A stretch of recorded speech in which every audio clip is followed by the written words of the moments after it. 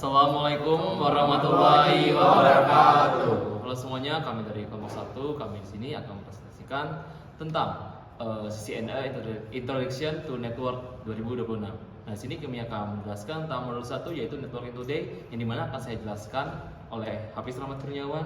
Saya Faiz Nama Citarahap. Saya Raffi Maulana Abdillah. Saya Muhammad Raisa Sudin. Saya Ilham Al-Tubahat. Saya Alberto Satrio Nugroho. Saya Salma Mutaliza. Saya Claudia Irenca. Saya Arika Gini. Oke, di sini akan dijelaskan yang pertama, modul pertama yaitu oleh saudara Salma Anggun Feliza. Silakan Salma.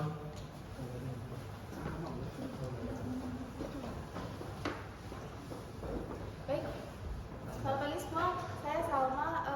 Di sini kelompok kami akan menjelaskan tentang jaringan komputer kerja di era sekarang.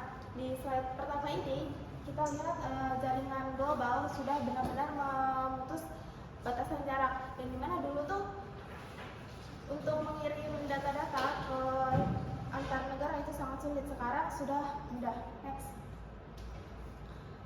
Selanjutnya ada konektivitas. Sekarang sudah menjadi kebutuhan pokok. Kayak jaringan stabil itu sangat penting untuk mendukung kebutuhan aktivitas kita, mulai dari kuliah, lalu ada perdagangan online, lalu ada kita mencari hiburan dimanapun kita mau. Next.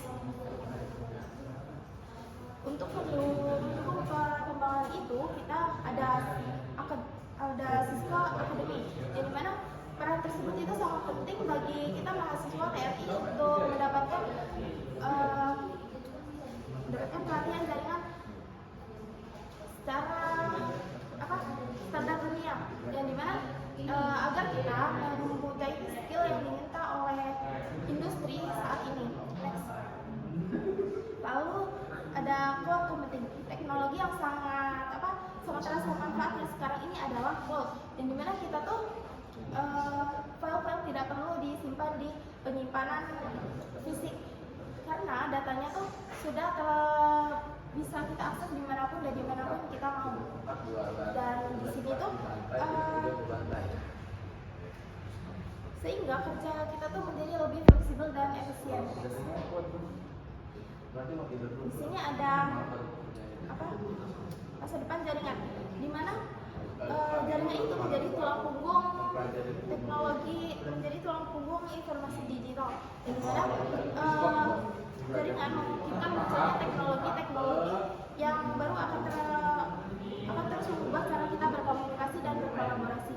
Selanjutnya akan dilanjutkan oleh saudari Claudia.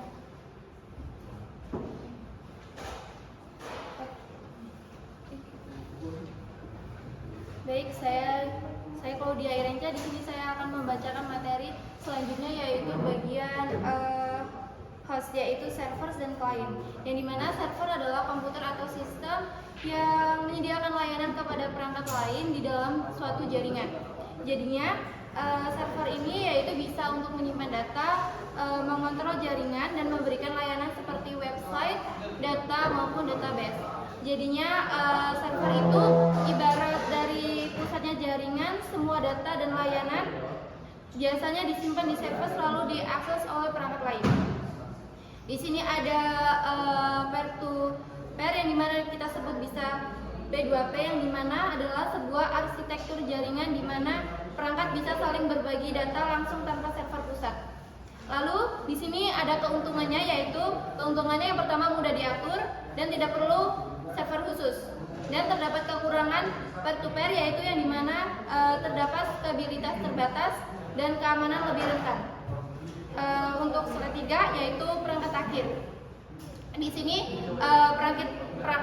sini perangkat akhir adalah perangkat yang digunakan oleh pengguna untuk mengirim atau menerima data dalam jaringan. Contoh dari perangkat akhir yaitu ada komputer, ada smartphone, dan ada printer. Fungsi dari perangkat akhir itu yaitu untuk mengirim data dan menerima data. Jadinya perangkat akhir itu yang kita pakai sehari-hari, seperti HP, laptop untuk mengakses internet lainnya. Di sini ada perangkat perantara, yang dimana perangkat perantara ini berfungsi untuk menghubungkan perangkat akhir dan mengatur jalannya data dalam jaringan. Contoh dari perangkat perantara itu yaitu ada router, ada switch, dan ada firewall. Fungsi dari perangkat itu tersendiri yaitu menghubungkan jaringan, mengatur lalu lintas data, dan menjaga keamanan. Kalau perangkat akhir itu pengguna, perangkat perantara ini seperti pengatur agar data bisa sampai tujuan dengan aman dan cepat. Di sini ada media jaringan yang dimana terdapat media di mana data ditransmisikan. Contoh, kabel tembaga, kabel serat, optik, sinyal nirkabel, dan mendukung bandwidth dan jarak yang berbeda. Lalu ada penutup komponen jaringan yang dimana komponen jaringan bekerja sama untuk memungkinkan komunikasi. Yang kedua, perangkat akhir, perangkat perantara, dan media jaringan adalah elemen yang paling penting. Terus terdapat konfigurasi dan manajemen yang tepat sangat penting untuk kinerja yang optimal. Selanjutnya materi akan dibacakan oleh Harik Andini.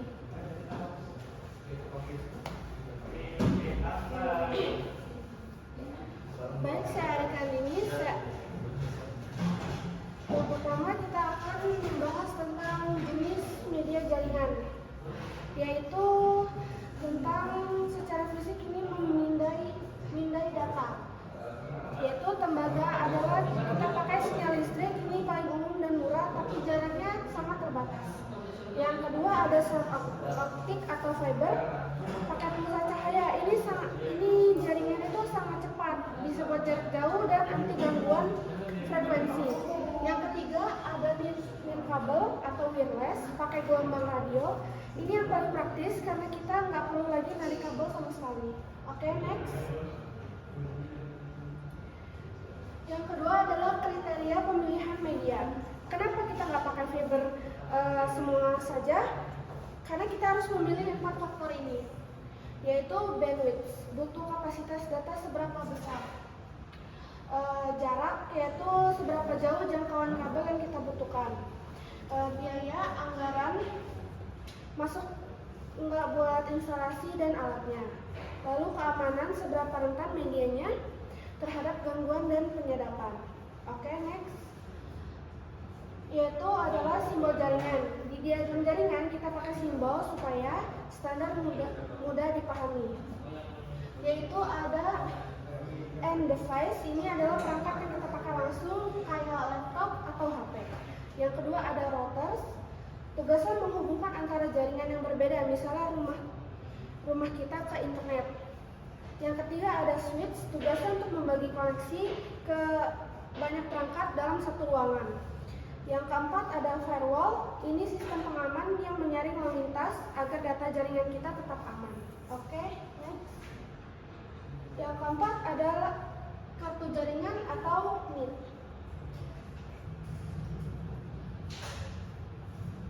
Gampangnya ini adalah komponen dalam perangkat kita yang berfungsi sebagai pintu masuk keluar data. Mau pakai kabel LAN atau WiFi, perangkat kita punya NIC wajib berkomunikasi dengan data jaringan luar.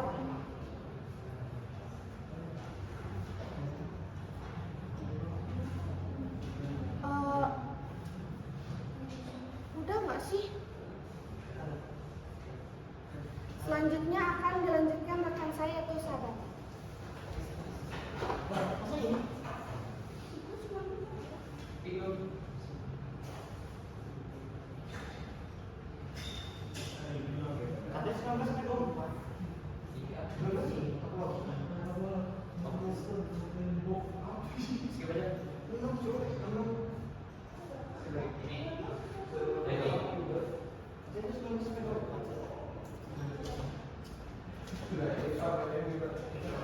Oke, selanjutnya ada topologi fisik, yang dimana topologi fisik itu adalah tata letak fisik dari kabel dan perangkat jaringan. Misalnya ada komputer, ada switch, dan juga ada kabel-kabelnya, yang dimana ini mempengaruhi kinerja dan skalitas jaringan. Next. Nah, di sini ada topologi logis, yang dimana berbeda dari topologi fisik. Kalau topologi logis ini dia bagaimana data mengalir dalam jaringan. Contohnya ini ada dari bus ke star, ke ring, mesh, yang dimana ini menentukan metode akses dan transmisi data. Next. Nah, selanjutnya ada kesimpulan representasi, yang dimana diagram simbol jaringan adalah alat penting bagi para profesional jaringan, dan juga topologi fisik dan logis menentukan struktur jaringan dan aliran data. Lalu memahami presentasi jaringan, memfasilitasi manajemen jaringan yang efektif. Nah, di sini ada beberapa jenis jaringan, yaitu ada yang pertama ada jaringan kecil untuk pengguna pribadi, yang dimana ini digunakan pada rumah ya, seperti wifi atau dan lain-lain. Masuk ke bagian jaringan SOHO, yang dimana jaringan SOHO ini adalah small office, home office, yang dimana pada kantor kecil atau kantor rumah. Jaringan ini digunakan untuk mendukung pekerjaan jarak jauh dan juga misalnya bisnis online, yang dimana ada komunikasi pelanggan dan juga ada pemesanan barang. Selanjutnya ada jenis jaringan perusahaan, yang dimana digunakan untuk perusahaan atau sekolah yang memiliki banyak lokasi dan ratusan hingga ribuan perangkat, yang dimana digunakan untuk penyimpanan data dan juga komunikasi internal. Dan juga yang terakhir ada internet, yang dimana internet ini adalah jaringan global yang jaringannya saling berhubungan. Next. Lalu ada LAN dan WAN. Yang pertama LAN. LAN itu adalah local area network, yang dimana jaringan pada LAN ini area kecil atau hanya di satu tempat. Yang dimana LAN sendiri itu contohnya ada rumah, kantor, ataupun sekolah. Ciri-cirinya, jaringan yang ada pada LAN ini cepat karena bandwidth-nya tinggi dan juga dikelola oleh satu pihak. Lalu ada WAN, yang dimana wide area network, yang cakupan jaringan itu luas. Contohnya antar kota dan juga antar negara. Nah, ciri-ciri dari WAN ini dia dikelola oleh ISP atau Internet Service Provider dan juga kecepatannya lebih rendah dibandingkan LAN. Nah, ada hubungan dari LAN dan WAN, yang dimana LAN ini adalah yang dimana LAN ini terhubung oleh WAN. WAN menggabungkan seluruh LAN dan juga internet adalah gabungan dari LAN dan WAN. Next. Selanjutnya ada internet, intranet dan extranet, yang dimana intranet ini adalah jaringan pribadi yang hanya dapat diakses oleh pengguna internal. Jadi misalnya ada satu perusahaan yang dimana yang dapat mengakses adalah karyawan-karyawan yang ada di perusahaan tersebut. Berbeda dengan extranet, yaitu extranet memungkinkan akses terbatas ke pengguna eksternal yang berwenang. Jadi misalnya tidak hanya karyawan pada perusahaan itu, dan juga dapat dibagikan misalnya ke klien seperti supplier, sistem rumah sakit, dan juga data sekolah. Lalu ada meningkatkan kolaborasi dan berbagi informasi. Next. Oke, selanjutnya akan dilanjutkan oleh kawan saya. Baik, sebenarnya saya akan menjelaskan tentang organisasi internet, yang dimana internet ini bukan milik negara atau milik perusahaan, tapi ini dikelola oleh suatu organisasi yang bernama ada IETF, ada ICANN, lalu ada IAB, yang dimana IETF itu Internet Engineering Task Force, itu yang mengembangkan standar internet. Jadi fokus utama dari internet dari IETF ini sendiri yaitu menghasilkan protokol penting seperti TCP/IP, HTTP, dan SMTP. Dan juga semua standar tertulis dalam dokumen RFC (Request for Comments). Lalu untuk organisasi kedua itu ada Internet Corporation for Assign Names and Number, yang dimana itu akan mengelola nama dan domain alamat IP. Jadi untuk organisasi kedua ini dia bertugas mengatur nama domain atau DNS dan juga alamat IP dari setiap internet yang kita gunakan. Seperti contoh misalkan ada google.com, ada kampus ac.id dan lain-lain. Lalu ada Internet Architecture Board, yaitu IAB, yaitu yang dimana dia memberikan panduan tentang arsitektur internet. Jadi dia tuh bertugas mengawasi desain dan arsitektur internet secara keseluruhan, teman-teman. Memberikan arah perkembangan internet ke depan, juga mengawasi kerja dari organisasi yang pertama yaitu IETF. Next. Lalu di sini ada koneksi internet. Nah, jadi di koneksi internet ini ada perangkat terhubung ke internet melalui ISP. Apa tuh ISP? ISP itu adalah Internet Service Provider yang menyediakan layanan-layanan seperti misalkan IndiHome, Fastnet, terus ada ITN dan lain-lain. Nah, jadi fungsi dari ISP ini menghubungkan pengguna ke jaringan internet global, juga menyediakan alamat IP dan juga menyediakan layanan email tambahan seperti email, hosting website, dan cloud storage. Lalu next. Nah, di sini juga ada teknologi akses internet, teman-teman, di mana ISP ini memainkan peran penting dalam menjaga akses internet dan juga menawarkan teknologi yang berbeda untuk memenuhi berbagai kebutuhan lokasi. Jadi teknologi akses internet ini adalah cara atau media yang digunakan untuk terhubung ke internet. Contohnya media fisiknya seperti fiber optik, terus juga ada Ethernet. Nah, dari kelebihan teknologi akses internetnya sendiri teman-teman, dia itu stabil dan cepat, tapi kekurangannya juga dia kurang fleksibel. Lalu juga ada wireless nirkabel yang dimana itu atau nirkabel seperti WiFi atau jaringan seluler 4G hingga 5G. Nah, lalu ada broadband yaitu internet berkecepatan tinggi, itu selalu aktif tanpa perlu dial-up. Next. Nah, di situ juga ada koneksi rumah yang dimana ada kabel DSL dan seluler. Kabel ini adalah internet berkecepatan tinggi melalui saluran TV kabel. Misalnya menggunakan kabel TV koaksial dan juga biasanya juga untuk wifi di rumah itu menggunakan LAN. Lalu ada DSL digital subscriber line yaitu internet melalui saluran telepon. Biasanya ini digunakan pada zaman dahulu yaitu menggunakan kabel telepon. Bisa digunakan di mana saja dan juga kekuatan sinyalnya cukup kuat. Lalu ada seluler yaitu mobile data yaitu internet kabel melalui jaringan seluler yang dimana biasanya kita gunakan di perangkat handphone, di perangkat pad dan lain-lain yang perlu menggunakan kartu dan nomor telepon. Nah juga itu bergantung pada kekuatan sinyal pada lokasi tersebut. Next. Nah di sini ada koneksi perusahaan yaitu ada lease line yang dimana koneksi bandwidth ini khusus, terus ada Ethernet terhubung ke port Ethernet, juga ada serat optik transfer data berkecepatan tinggi. Yang dimana lease line itu koneksi khusus yang tidak dibagi, jadi hanya perusahaan yang menggunakan koneksi tersebut. Dan juga biayanya cukup mahal karena digunakan oleh pihak perusahaan. Lalu ada Ethernet yang digunakan ada Ethernet yang biasanya menggunakan jaringan LAN. Jadi dia tuh Ethernet tuh menggunakan cakupan yang cukup kecil. Dia tuh cepat dan efisien sehingga juga mudah dikembangkan. Lalu ada serat optik yang biasanya digunakan oleh ISP yang biasa kita gunakan. Seperti contoh ada IndiHome, ada ITN dan lain-lain yang saya sebutkan tadi. Biasanya dia ini berfungsi sebagai data center di perusahaan besar. Lalu next, selanjutnya jaringan konvergensi, yang dimana itu mengintegrasikan beberapa layanan jaringan seperti suara, video data dalam satu infrastruktur. Yang dimana ini seperti gimana ya? Contoh penggunanya kayak kita pada saat kuliah kita menggunakan Zoom, Google Meet dan lain-lain. Terus juga kita smartphone, kita menggunakan video call untuk berhubungan dengan saudara yang jauh. Kita juga bisa menggunakan fitur telepon untuk menghubungi keluarga. Nah, jadi dari keuntungan jaringan konvergensi ini yaitu lebih efisien, ada menghemat biaya dan juga mudah dikelola sehingga fleksibel dalam penggunaannya. Next. Oke, untuk materi selanjutnya akan dijelaskan oleh kawan saya yaitu Ilham. Dipersilakan.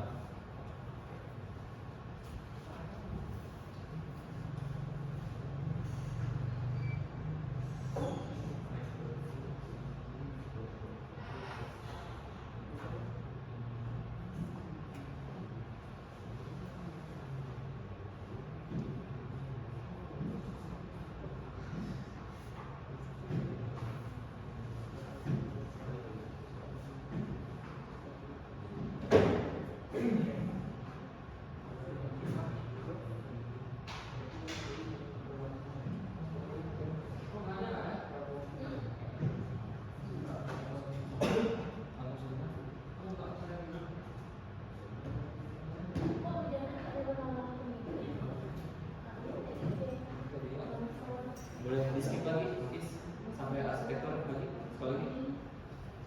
Dah.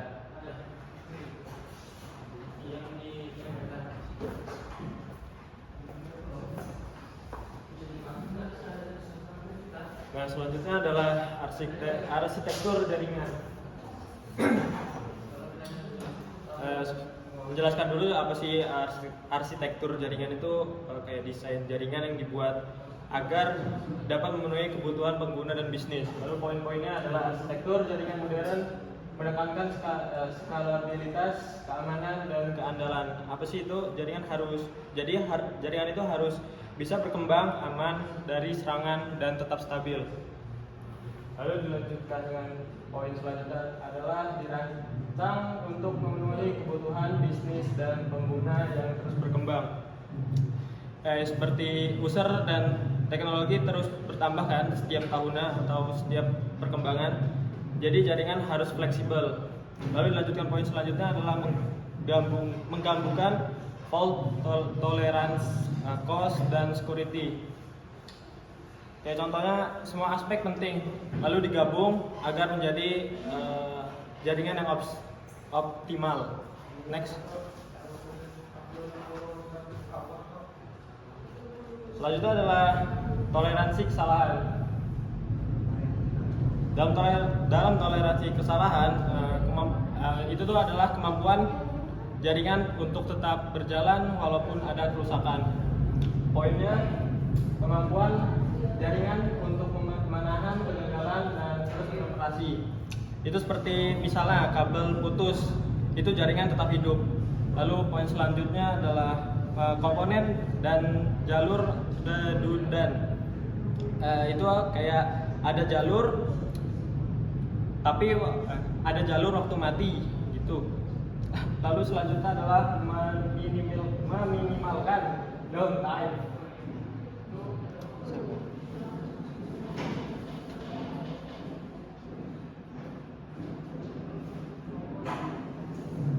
Sabar sebelumnya.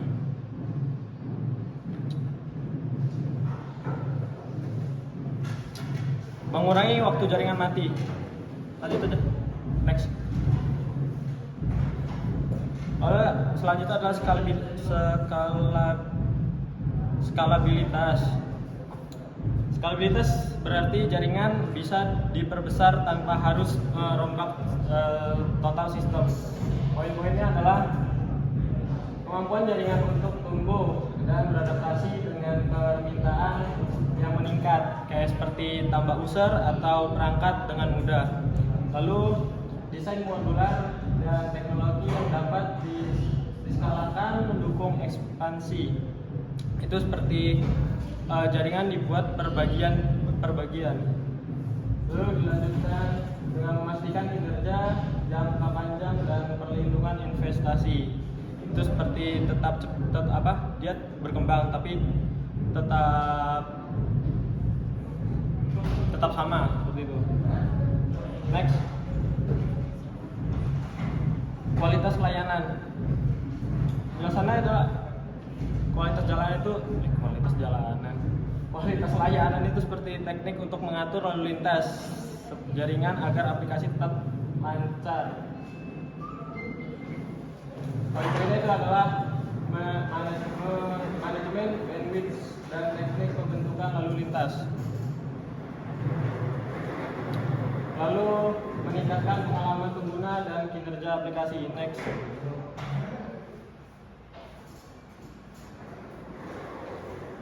Keamanan jaringan.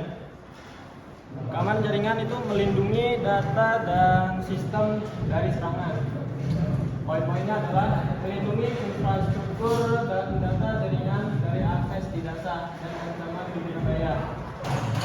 Kayak contohnya hacker. Lalu dilanjutkan dengan firewall, sistem deteksi intrusi dan kontrol akses sangat penting. Jadi kalau misalkan tadi firewall, ini nih kayak penyaringnya. Lalu dilanjutkan dengan memastikan kerahasiaan, integritas dan ketersediaan informasi. Itu seperti sama aja kayak akses. Jadi kayak misalkan itu bisa tetap diakses walaupun di mana aja. Next. Lalu selanjutnya adalah jaringan yang andal. Jaringan andal itu seperti jaringan yang bisa diandalkan dalam berbagai kondisi. Poin-poinnya adalah satu, fitur jaringan yang andal termasuk redundansi, pemantauan, dan keamanan. Kalau misalnya redundansi itu seperti ada cadangan jika terjadi masalah. Lalu pemeliharaan proaktif dan peningkatan tepat waktu. itu sangat penting.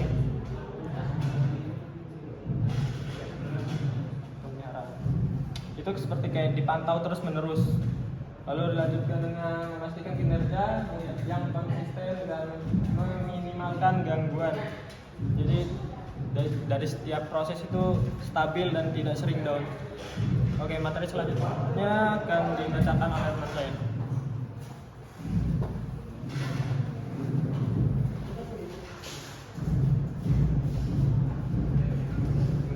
Oke, baik, selanjutnya saya akan menjelaskan tentang tren jaringan. Sebelum masuk situ, tren jaringan mungkin sekarang sudah sangat luas dan besar. Di mana-mana orang dapat mengakses menggunakan perangkat sendiri, seperti laptop, handphone, smartphone, dan lain-lainnya. Yang pertama, jaringan modern berkembang pesat karena kemajuan teknologi yang tadi sudah saya jelaskan. Lalu tren termasuk BIOD. BIOD adalah Bring Your Own Device. Di sini perluasan batas jaringan organisasi ke perangkat tidak dikelola secara langsung oleh departemen IT. Jadi di sini kita ketika menggunakan BIOD, kita bisa mengakses data perusahaan menggunakan perangkat kita personal. Fungsi dan mekanismenya memisahkan lalu lintas perangkat pribadi dari server inti perusahaan menggunakan VLAN virtual agar jika perangkat pribadi terkena virus, dia tidak menyebar ke server utama. Jadi mekanismenya tetap aman ketika kita mengakses email ataupun server perusahaan menggunakan alat perangkat pribadi kita. Lalu pada contoh nyatanya, ketika karyawan menggunakan MacBook pribadinya untuk mengakses email kantor, perusahaan mewajibkan isolasi profil MDM (Mobile Device Management) seperti Microsoft Azure untuk memastikan data kantor tidak dihapus dari jauh jika laptop tersebut dicuri. Next. Yang kedua adalah online kolaborasi. Online kolaborasi tentunya tidak asing bagi kita semua, di mana sekarang kita sudah memiliki kemajuan teknologi menggunakan Zoom, Google Meeting, Discord, dan banyak hal lainnya. Di sini memastikan semua pengguna melihat versi dokumen. Dalam teknis ini tentunya sangat membantu kita untuk meeting jarak jauh ataupun ketika kita tidak bisa saling tatap muka. Contoh nyatanya menggunakan Slack atau Discord, pesan dikirim satu orang langsung masuk ke dalam database pusat dan ikut ribuan anggota tim secara instan menggunakan teknologi web stack. Selanjutnya, next, komunikasi video. Di sini membantukan bandwidth tinggi dan latensi rendah untuk kualitas optimal. Definisinya transmisi data multimedia real time yang sangat relatif sensitif terhadap gangguan jaringan. Jadi di sini kita contoh nyatanya itu seorang dokter melakukan operasi jarak jauh atau konsultasi melalui video HD yang melakukan transmisi tanpa delay agar diagnosis tidak salah.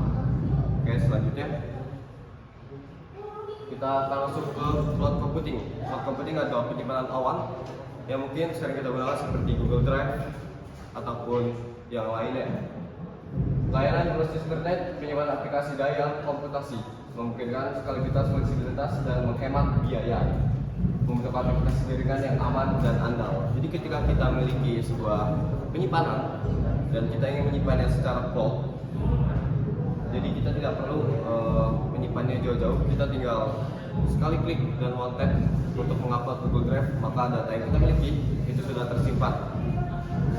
Salah satu nyatanya ketika nonton Netflix, mereka tidak punya gudang berisi keping film. Semua film disimpan di cloud AWS. Saat kamu klik play, cloud mencari server terdekat dengan lokasimu agar film diputar tanpa buffering. Next. Oke, materi selanjutnya akan dibahas oleh teman saya.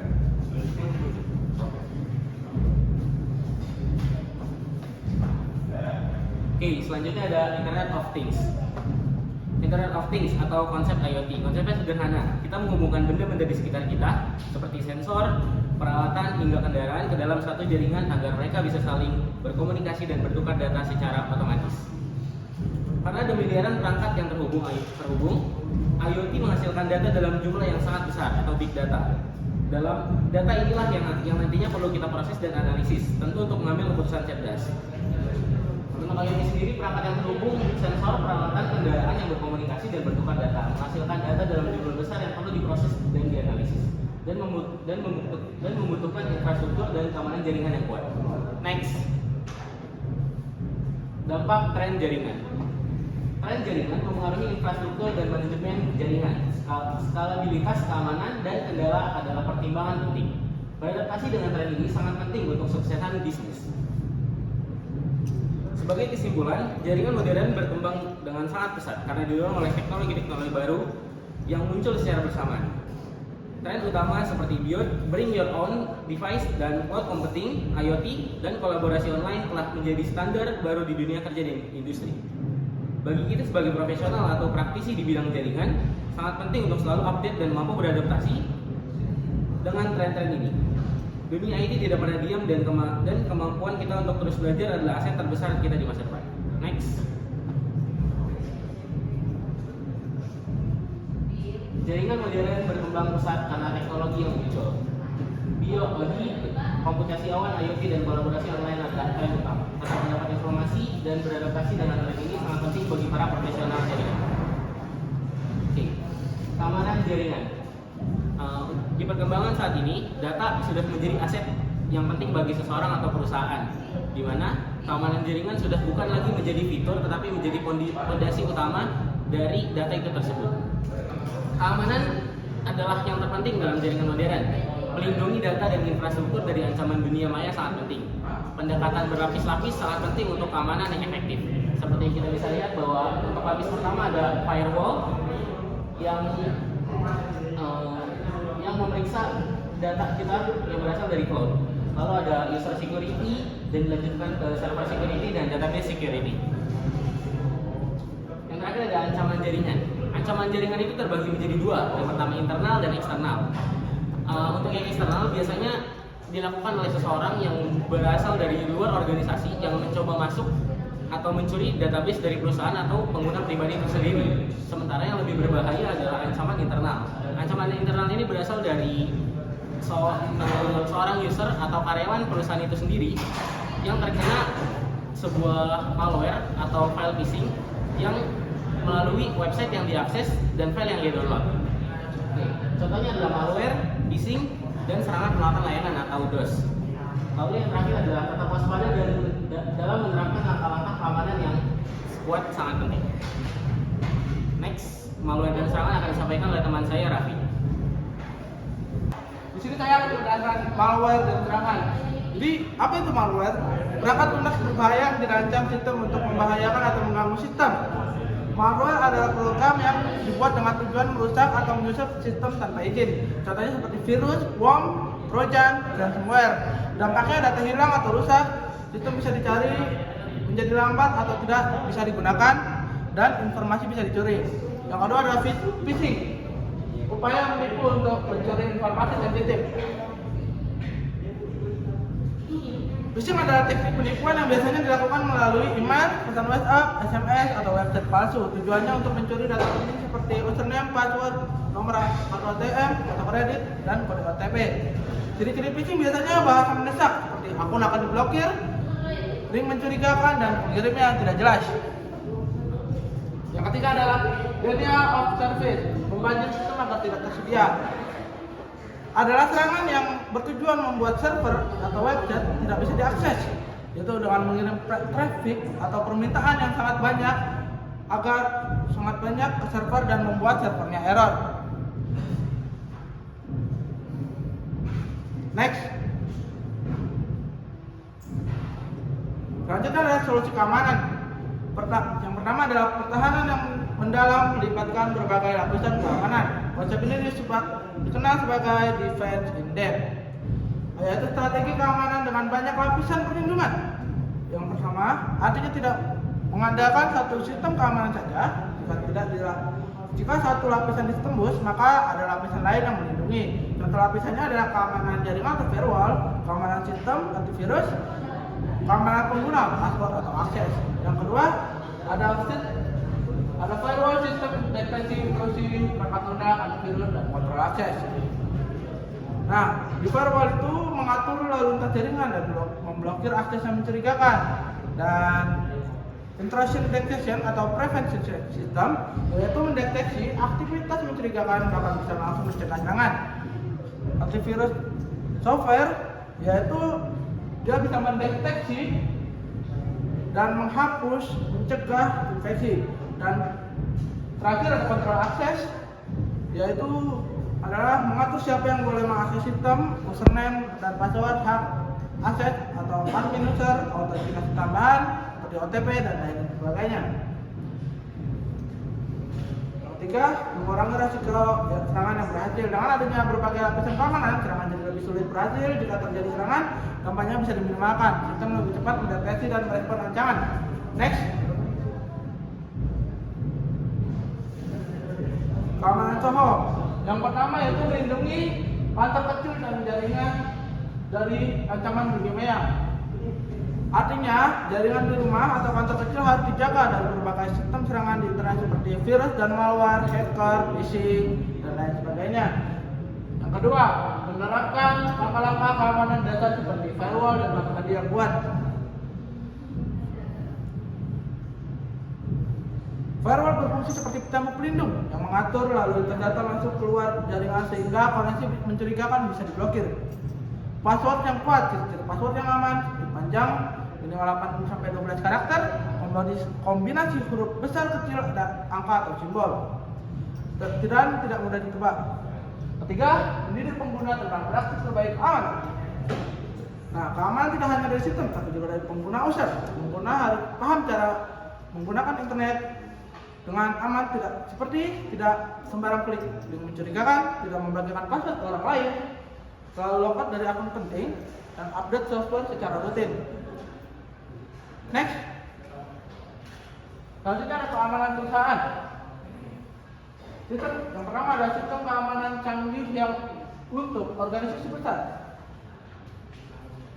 Pada perusahaan besar, sistem keamanan jauh lebih kompleks dibanding SOHO karena jaringan lebih luas. Data yang dikelola pun sangat penting. Maka digunakan teknologi keamanan tingkat lanjut seperti enkripsi data, VPN, multi-factor authentication. Yang kedua ada sistem deteksi dan pencegahan intrusi informasi keamanan dan manajemen peristiwa atau SIEM. Perusahaan menggunakan sistem khusus untuk mendeteksi dan menghentikan serangan, yaitu dengan IDS, mendeteksi aktivitas mencurigakan, IPS tidak hanya mendeteksi tapi juga langsung memblokir, dan Security Information and Event Management atau SIEM, sistem yang mengumpulkan dan menganalisis log dari berbagai perangkat server, firewall, aplikasi untuk mendeteksi ancaman adanya secara real time, memberikan peringatan jika ada aktivitas tidak normal. Yang ketiga, kebijakan dan prosedur keamanan dan compliance. Perusahaan tidak hanya mengandalkan teknologi, tapi juga aturan yang jelas seperti kebijakan password, hak aset pengguna, prosedur backup data, prosedur penanganan insiden. Next. Nah, selanjutnya ada sertifikasi CCNA. Apa sih itu CCNA? CCNA atau yang biasa disebut dengan Cisco Certified Network Associate.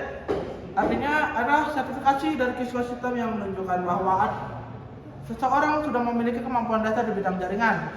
Materi yang diuji biasanya mencakup dasar-dasar jaringan IP, routing, dan switching. Yang kedua, meningkatkan peluang karir dan menunjukkan keahlian. Nah, dengan memiliki CNA, biasanya para pekerja itu memiliki peluang kerja di bidang IT, bisa melamar posisi seperti network engineering, network administrator, dan IT support. Ketiga, diakui secara luas dan dihormati industri. CCNA dan siswa yang diakui secara global. Banyak perusahaan yang mempercayai standar dari Cisco. Karena itu, CCNA sering menjadi syarat atau nilai tambah saat melamar kerja dan menjadi pintu masuk untuk sertifikat kelanjutan seperti CCNP. Next, kesempatan berkarir. Yang pertama, jaringan menawar Beragam peluang karir, bidang jaringan networking sangat luas. Terus berkembang karena hampir semua perusahaan membutuhkan internet dan sistem jaringan. Artinya kamu tidak hanya punya satu pilihan tapi banyak jalur karir, misalnya bidang teknis, keamanan jaringan, cloud, dan center. Yang kedua ada administrator jaringan, insinyur jaringan, dan analis keamanan. Network administrator bertugas mengelola jaringan sehari-hari, mengatur memastikan jaringan berjalan lancar, troubleshooting jika ada gangguan, dan insinyur jaringan. Selanjutnya adalah network engineer atau insinyur jaringan, yaitu mendesain topologi jaringan, konfigurasi router dan switch, optimasi performa jaringan, security analysis, yang selanjutnya adalah security analyst atau analis keamanan, mendeteksi serangan, menganalisis ancaman, dan mengamankan sistem dari hacker. Yang ketiga, permintaan tinggi dan gaji yang kompetitif. Saat ini kebutuhan IT khususnya jaringan sangat tinggi karena semua perusahaan butuh internet dan sistem jaringan. Banyak bisnis beralih ke digital. Dampaknya lowongan kerja lebih banyak, gaji relatif tinggi dibanding bidang lain. Sekian dari saya. Selanjutnya akan ditutup oleh Muhammad Hafiz. Hafiz Rahmat. Kat ya.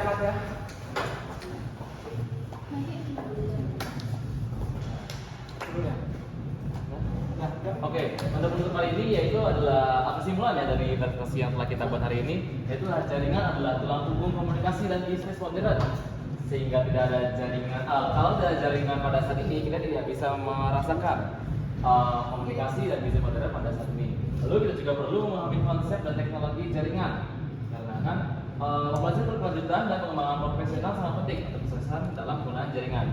Oke, sekian dari kelompok 1. Terima kasih. Wassalamualaikum warahmatullahi wabarakatuh.